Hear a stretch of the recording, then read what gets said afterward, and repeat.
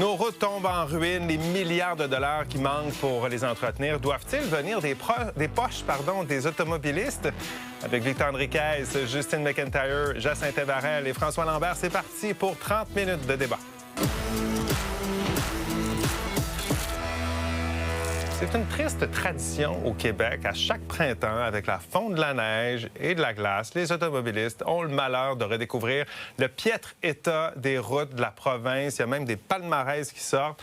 Que vous soyez simple citoyen, maire d'une grande ville ou encore débatteur, les chaussées dégradées et les nids de poules gigantesques font rager pas mal tout le monde. 2 pneus, 2 flats, 2 flats. Bon, là, je suis avec le gars de la remorqueuse. Dis bonjour. Allô? Et part de l'épaule, elle a tombé de l'épaule. Qu'est-ce qui se passe avec...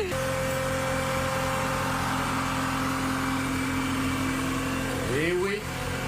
Merci, Montréal. Eh oui, Alain qui a goûté aux rues de Montréal. Avec les coûts d'entretien qui explosent, les municipalités cherchent vraiment des solutions. La semaine dernière, la municipalité de Wentworth-Nord, dans les Laurentides, a fait parler d'elle puisqu'elle a choisi de réduire l'étendue de ses routes asphaltées pour mieux entretenir le réseau qui existe déjà. C'est certain que ça nécessite une discussion avec les citoyens. Je crois toutefois que c'est notre obligation de développer le réflexe de se poser la question. On n'aura pas la capacité de payer nos infrastructures routières au Québec, provinciales et municipales, si on ne change pas nos façons de faire.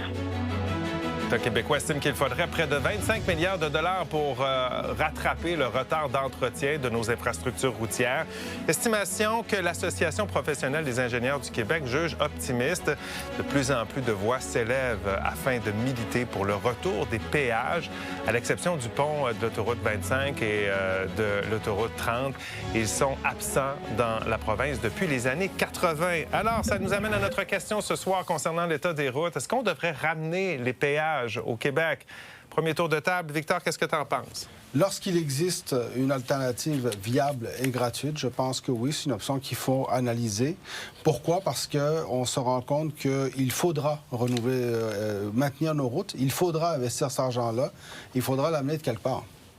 Alors oui, mais avec certaines conditions, tu pourras nous en parler tout à l'heure. Justine, qu'est-ce que tu en penses? J'ai le souvenir de la visite de Barack Obama en 2017, qui est descendu de l'aéroport Montréal-Trudeau en disant dans quel pays j'arrive, je me croirais dans un pays du tiers-monde.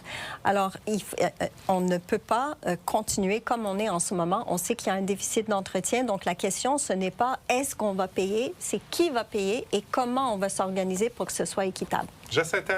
Le Québec a déjà eu des routes à péage et en 1984, on les a retirées pour plusieurs raisons que je vais pouvoir expliquer ce soir. Alors non, c'est une fausse bonne idée. Le Québec n'a pas besoin d'un nouveau guichet de perception. On paie déjà pour les routes via différentes manières, dont les immatriculations, les taxes sur l'essence et la fiscalité routière. François. Totalement contre. Nos deux amis débatteurs de l'autre côté semblent oublier que si on le fait, on va défavoriser en partant les familles, les gens qui n'ont pas d'autre option, et on va payer en double parce qu'à un moment donné, comme les péages ont été enlevés, ils ont été enlevés en échange de monter des taxes sur l'essence. Et là, on dit, bien parfait, maintenant, on n'a pas investi l'argent. On l'a seulement pas investi, on l'a gaspillé, cet argent-là. Le rapport du vérificateur général est assez éloquent par rapport à ça. Un problème de gestion, c'est ce que je comprends. Alors, le clan du oui d'un côté, du non de l'autre. Comment se divisent les téléspectateurs? Ce soir, on va aller voir. La question est en ligne depuis 17 heures. Eh bien, 36 % des internautes pensent que oui, on devrait ramener les péages au Québec, alors que 64 % croient que non. On efface tout ça, on recommence. Quand vous êtes prêts, vous balayez le code QR qui apparaît au cours de l'émission. Vous votez, vous commentez par courriel sur X ou sur Blue Sky si le cœur vous en dit.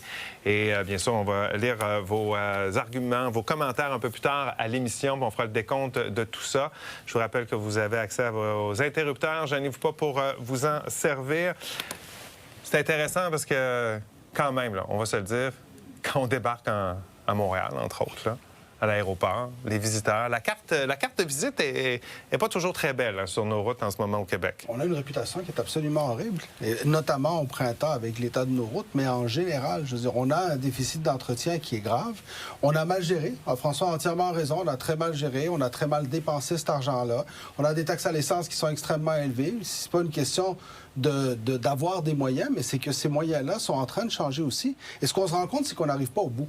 Donc, la question, comme tu disais, Justine, c'est comment est-ce qu'on va faire pour que cet argent-là soit investi et de quelle poche elle va sortir? Parce qu'elle va sortir d'une poche quelconque.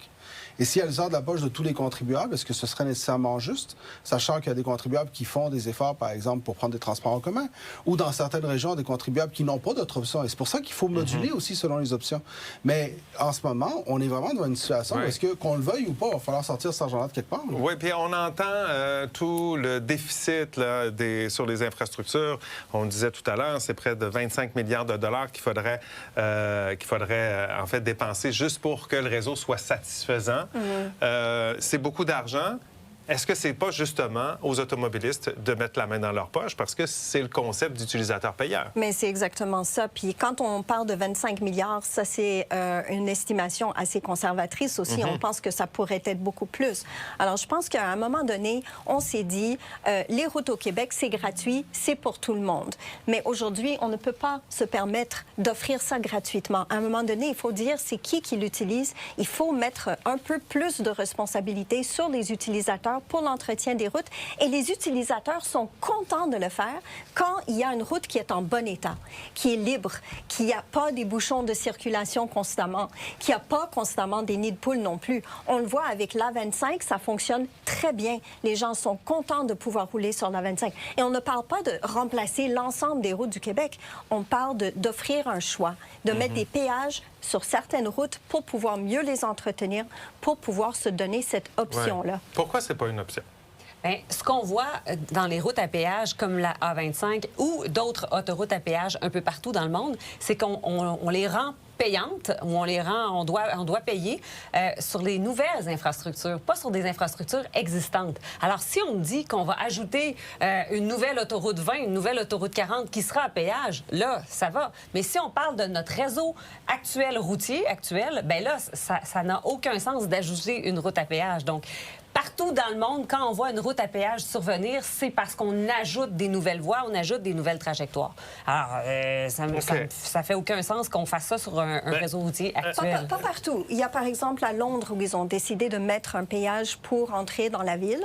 Alors, ça se fait de prendre une route qui est existante, de la remettre d'abord peut-être en état, avant de mettre un péage dessus. Non, ça, c'est une question environnementale avec les zones d'émission. C'est une question de congestion routière puis d'émission. Mais il ne faut pas oublier qu'en ce moment, on a fait le choix d'enlever les péages et d'envoyer ça vers les taxes sur l'essence. Est-ce que c'était une bonne décision? Je pense que oui. Le problème, c'est qu'on a mal géré. Et à un moment donné, on ne peut pas demander encore aux citoyens, on va continuer à mal gérer, mais donnez-nous encore plus d'argent. Parce que c'est ça qui est la problématique, c'est qu'on donne de l'argent, on donne de l'argent. On va le rappeler qu'on a encore perdu 600 millions dans SAQ Clic. Et c'est pas qu'on a perdu 600 millions dans SAQ Clic. On a perdu 500 millions dans le coût d'évaluation. Ça n'avait pas de bon sens de faire un logiciel qui coûtait 500 millions, qu'on a grimpé à 1,1 milliard. Déjà là, c'est du gaspillage. Sur 2300 contrats en 2020, vérifiés par le vérificateur général, il y en avait 2300 contrats qui dépassaient de 20 %. On n'est pas capable de respecter aucun des coûts. Puis je vais rajouter ce qui est sorti dans les journaux ce matin. Il y a une compagnie à Chicago, Landlord, en tout cas, j'oublie le nom, qui font de l'asphalte, qui est utilisé dans 29 pays, qui est utilisé avec l'armée canadienne. Puis ici, on a le royaume des nids de poules, puis on fait encore de l'asphalte comme on faisait de l'asphalte il y a 30 ans. Comment ça se fait que nos salages de maison, on va descendre en bas de la section du gel pour pas que les maisons travaillent? On le fait pas avec nos Comment ça se fait qu'on fait encore les routes de la même façon? Mais toutes ces raisons sont bonnes. Mais moi, comment on en est arrivé là? Comment on en est arrivé à avoir un système, un réseau routier en si piètre état? Parce que régulièrement, les gouvernements se sont déresponsabilisés de ce réseau-là. L'entretien n'a pas été fait. Si on se retrouve avec un déficit d'entretien aujourd'hui à 25 milliards, c'est parce que pendant des années, on n'a pas investi l'argent nécessaire. Mais à un moment donné, oui, il y a une question de dépenses. Tu as entièrement raison. Il y a une question de mauvaise gestion. Mais il n'y a pas seulement une question de mauvaise gestion. Parce qu'à ce moment-ci, le résultat, il est là. Le constat, on peut tous le faire. Les raisons... mais on peut réécrire le passé tant de fois qu'on veut. La réalité, elle est ce qu'elle est. Aujourd'hui, cet argent-là, tu la sors de où? Parce que tu as besoin de la sortir quelque part. D'où est-ce que tu la sors? On gère les contrats d'approvisionnement, on gère les contrats différemment. Donc, on permet, dans nos appels d'offres, on les fait moins ciblés peut-être, ou on enlève les barrières lorsqu'on fait nos appels d'offres. En ce moment-là, il y a très peu de soumissionnaires sur les mêmes appels d'offres. Souvent, on a un seul soumissionnaire, c'est des contrats gré à gré. Alors, on paie en double, en triple, en quadruple des entreprises qui savent très bien qu'elles sont le seul joueur à avoir. Alors, regardez. Donc, mettons que tout ça, oui, mais tout ça, c'est vrai. Donc, cessons de demander plus d'argent. Non, mais aux mettons que tout ça contribuables. fonctionne. Mettons que tout ça fonctionne. Au lieu de coûter 25 milliards, ça va en coûter 12. Et je reviens avec la même question. D'où va venir ce 12 milliards? Des taxes sur l'immatriculation. Justement, l'enjeu, il est là. C'est que justement, en ce moment, on parle de taxes. La taxe sur l'essence, regardez comment, d'ailleurs, aujourd'hui, Mark Carney a décidé de la couper. Encore une fois, on coupe des taxes. Pourquoi? Parce que cette fameuse taxe sur l'essence, c'est la première chose qui est attaquée quand le prix de l'essence monte. La première chose à laquelle les gouvernements cherchent à s'attaquer. Ensuite de ça, l'immatriculation. Mme Fréchette a déjà promis qu'elle remettrait de l'argent aux Québécois par le biais de l'immatriculation. Ce sont deux leviers qu'on utilise régulièrement pour remettre de l'argent. Parce que pourquoi qu'elle veut attaquer l'immatriculation? Pour redonner de l'argent aux familles moyennes. Et là, on dit aux familles moyennes, vous allez devoir payer non, parce maintenant. que justement, François, la différence est là. L'immatriculation, tout le monde la paye. Alors que le péage est souvent payé par les plus consommateurs, par ceux qui l'utilisent le plus souvent. Et justement, à ce moment-là, ça mène à un équilibre qui est différent. On s'en va à la pause là-dessus. On va revenir. Puis après la pause, je vais vous parler un peu du nombre de kilomètres de route qu'on a par habitant ici. Est-ce que c'est pas ça le problème? Est-ce que c'est pas les promesses politiques des dernières décennies, de plusieurs décennies? C'est ça qu'on est en train de payer en ce moment sur nos routes. C'est peut-être une des voies à explorer. Est-ce qu'on devrait ramener les péages? C'est le débat de ce soir. Allez y répondre. On poursuit ça au retour. On est de retour au débatteur. On parle de l'état des routes ce soir, mais davantage des solutions, justement, pour les remettre en bon état. Est-ce qu'on devrait ramener les péages au Québec? Il y en a déjà eu jusque dans les années, milieu des années 80. Alors, est-ce qu'on devrait ramener ça? Allez répondre, commenter également. Avant la pause, j'avais dit que je vous ramènerais avec des statistiques au retour. Le Québec a 2,5 fois plus de kilomètres de routes asphaltées par citoyen que l'Ontario. C'est quand même beaucoup, là. On a beaucoup plus de routes. Et est-ce que c'est pas un problème, ça? Attention, le Québec a aussi 7 habitants par kilomètre carré, là où aux États-Unis, il y en a 31, ou en Europe, il y en a 100, ou en Ontario, il y en a plus également. Donc, pourquoi on a plus de routes par habitant? Parce qu'on a un très vaste territoire avec moins de population. Alors, à un moment donné, il faut faire des choses aussi, puis on ne peut pas déconnecter les régions, justement. Et c'est pour ça que le modèle où est-ce que le péage, et non seulement le péage, mais l'autre élément qui est intéressant, c'est la privatisation des haltes routières, notamment dans des pays d'Europe, a amené de très bons résultats. Ça amène des revenus qui peuvent non seulement être utilisés sur les routes qui sont à péage, mais qui sont utilisés sur toutes les routes pour justement favoriser l'entretien. On a beau avoir des grandes routes, là. Moi, j'habite dans un rang en Outaouais. Il y a 5 ans, on a refait l'asphalte au complet. On a arraché tout le vieil asphalte qui était fait en 1986. On a refait au complet. Aujourd'hui, on regarde l'asphalte, c'est craqué de partout. Est-ce que c'est normal, 4 ans plus tard, qu'on dirait que ça fait déjà 15 ans? C'est pas le problème. Il y en avait mis de l'argent là-dedans. Mais c'est pas normal que 5 ans plus tard, ça a l'air d'une vieille asphalte de 25 ans. Bien, avant qu'on parle du matériel, parce que je comprends qu'il y a aussi de la façon qu'on les refait, nos routes, qui peut être problématique, mais je reviens sur le nombre de kilomètres. Est-ce qu'on a les moyens qu'un rang comme le tien, par exemple, soit asphalté? Est-ce qu'on a les moyens d'asphalter tous nos kilomètres de route? Visiblement, on n'est pas capable de les entretenir. On n'a pas les moyens. Moi, je viens d'un rang encore qui n'était pas asphalté quand on était jeune. Et ça veut dire quoi? Ça veut dire des vitres, des windshields, je n'ai pas le mot, des pare-brises brisés constamment, des autos pleins de roches. Faut que tu mettes du calcium. Dans ce temps-là, dans le temps, quand j'étais jeune, c'était de l'huile et du goudron. Donc, c'était plein de trous. Aussi, là. Il y a des nids de poules, c'est plus des nids de poules. C'est juste différents types de trous, parce que finalement, il y en a encore. Est-ce qu'on a les moyens? Visiblement, on n'a pas les moyens d'entretenir. On n'arrive pas à entretenir. On a les moyens. On n'a pas un problème d'entrée d'argent, on a un problème de gestion du portefeuille. Et vous le vivez dans votre couple, dans votre famille. Vous envoyez des amis qui dépensent sans compter. C'est pas un problème toujours de revenus. Il y a des gens qui gagnent 100 000, ils n'y arrivent pas. 200 000 par année, ils n'y arrivent pas non plus. À un moment donné, tes bouteilles de vin à 50 $ à chaque fin de semaine ou à chaque soir, il faut les couper. Donc, on a un problème de gestion. On a un problème aussi de faire du travail durable, comme François le dit. Quand on fait une terrasse chez soi là, avec du pavé uni, là, on peut pas juste se contenter de mettre du pavé uni. Là. On enlève le gazon pour mettre du pavé uni. Il faut creuser au moins 2 pieds, si c'est pas 3 pieds. On met du concassé, on compacte, après ça, on met du pavé uni. Et comme ça, on s'assure que ça résiste bien au cycle de gel-dégel. On fait pas ça avec nos routes. Vous savez quoi? Mettons un moratoire de 5 ans, laissons-les gérer comme il faut gérer, puis après ça, on mettra des péages. Parce qu'il manquera quand même de l'argent. La réalité, là, c'est que la taxe à l'essence, la consommation d'essence, on veut qu'elle diminue. Au Québec, c'est ça la transition énergétique.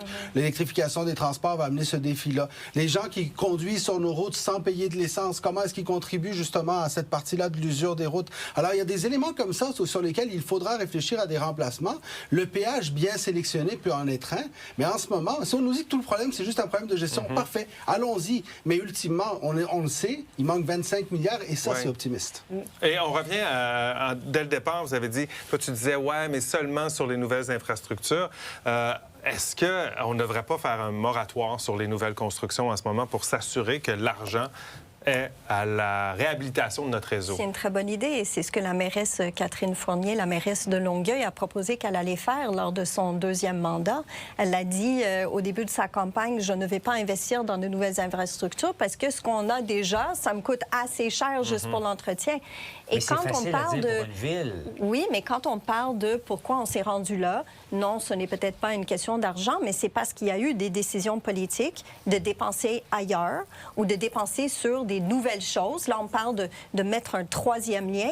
Est-ce qu'on a les moyens de prendre en charge un 3e lien? Moi, je le crois pas. Alors, mais c'est pas très sexy de dire, hein, on va mettre de l'argent pour refaire une route versus pour faire une nouvelle autoroute, pour faire un nouveau pont, pour faire un nouveau lien. C'est plus sexy, non? Ce que je comprends, c'est qu'il y aurait l'ouverture à un 3e lien à péage. Ça, ce sera une autre discussion de débat. Mais il faudrait se poser la question. Je vous donne un exemple. L'autoroute métropolitaine à Montréal. On sait qu'elle sera renouvelée, puis c'est littéralement l'artère centrale de Montréal.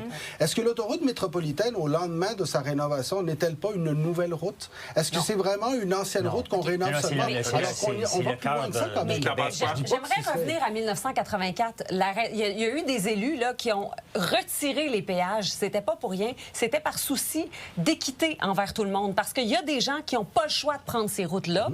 Des papas-mamans qui doivent aller reporter les enfants chez papa et maman en garde partagée. Des gens qui doivent se rendre au travail. Il n'y a pas de chemin alternatif. Il n'y a pas de route alternative. Ils doivent passer sur un péage. Alors, la gestion de cette équité-là était insoutenable.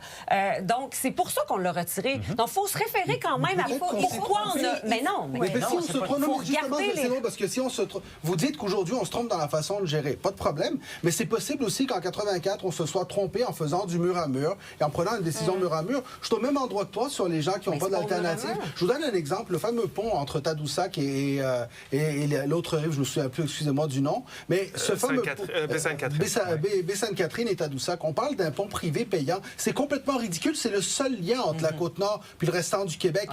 Moi, je trouve ça hallucinant qu'on parle de péages sur des ponts qui sont essentiels, mais pendant ce temps-là, on a des alternatives où est-ce qu'il y a 2 routes sur une voie quasiment parallèle, et là, on n'en parle pas. Je trouve que cette espèce de mur à allure-là, je suis pas sûr qu'il a servi le Québec depuis 84. Peut-être qu'il faudrait le remettre en question. Mais on n'a pas tant de routes parallèles. Là. Mais regarde, on parle d'argent. Il y a vraiment les autos électriques qui vont être un problème, mais on règle ça avec les matriculations.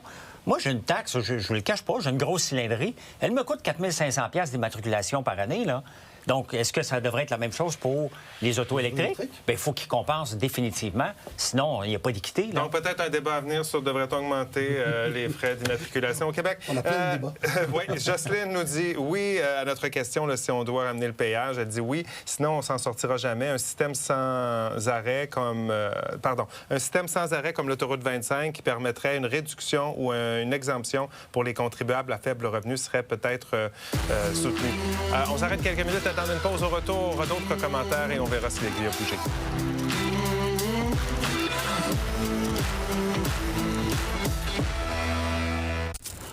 Est-ce qu'on devrait ramener les péages? Martin nous dit oui au péage. J'aime le principe de l'utilisateur payeur pourvu qu'il y ait une alternative gratuite. Et c'est souvent ça qui revient quand on parle de péage. Puis on le voit aux États-Unis.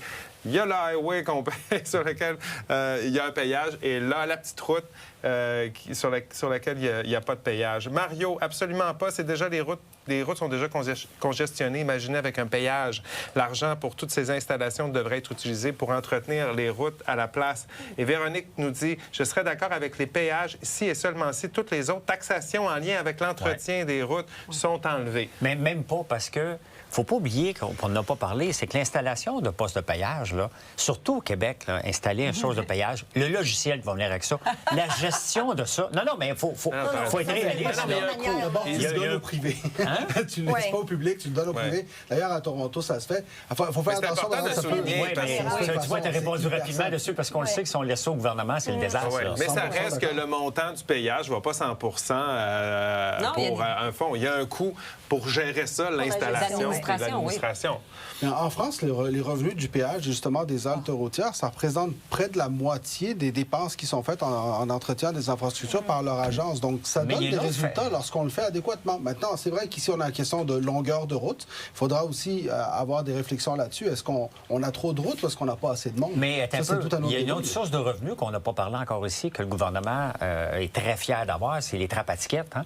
C'est 86 millions qu'on est allé chercher l'année passée dans les trappes à tickets qui s'en va dans le fort aussi. De revenus, et on sait qu'avec les revenus qu'on a en ce moment pour les routes et les coûts de ce que ça nous coûte, il y a quand même à chaque année un déficit de 2 milliards. L'autoroute 50, donc l'argent doit venir de quelque part. Au Québec.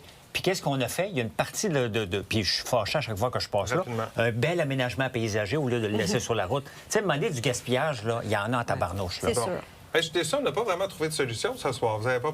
Oui, une meilleure gestion. On leur donne 5 ans de meilleure gestion, puis on mettra le péage après. En tout cas, pour le moment, on va continuer à vivre avec nos routes désuètes comme ça. Alors, on va aller voir si vous avez fait bouger l'aiguille ce soir en début d'émission. C'était 36 pour le oui, 64 pour le non. On termine ça comment? Oh mon Dieu! 8 seulement. C'est pas très populaire. Les gens sont pour les péages. 92 sont contre. On est l'endroit le plus taxé en Amérique du Nord. Mais on a aussi les pires routes. Faites pas comme le Canadien, là, vous avez travaillé fort d'un coin, mais pas de résultat. Jean Saint-Ève, le choix du public ce soir pour les meilleurs arguments. Pas de payage, en tout cas, non, si on en croit nos téléspectateurs. Merci d'avoir été avec nous. Passez une excellente nuit. Soyez prudents sur la route. On se retrouve demain. Bye-bye.